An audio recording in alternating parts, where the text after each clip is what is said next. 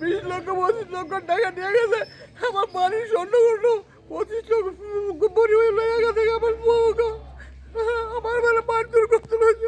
পরিস্থিতির কারণে ব্যাংকে গেলে অনেক সময় 20,000 50,000 টাকার বেশি দেয় না। আর প্রজেক্টগুলোতে মনে করেন 100-র উপরে লোক কাজ করে, তাদের বেতন এবং কি বিভিন্ন খরচ লাগে। তার জন্য সব সময় প্রায় সময় আমার ঘরে 20-25 লক্ষ টাকা থাকে।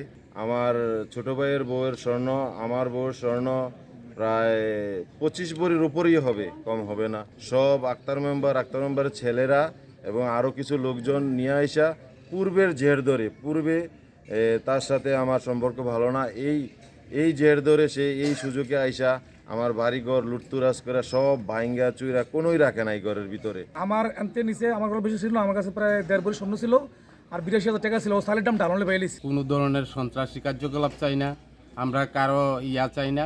যে সন্ত্রাসী করতে বা করে তাদের যেমন উপযুক্ত শাস্তি দেয় সরকার, এটুই আমাদের কামনা। এই যে পুষ্করিতে গেলেন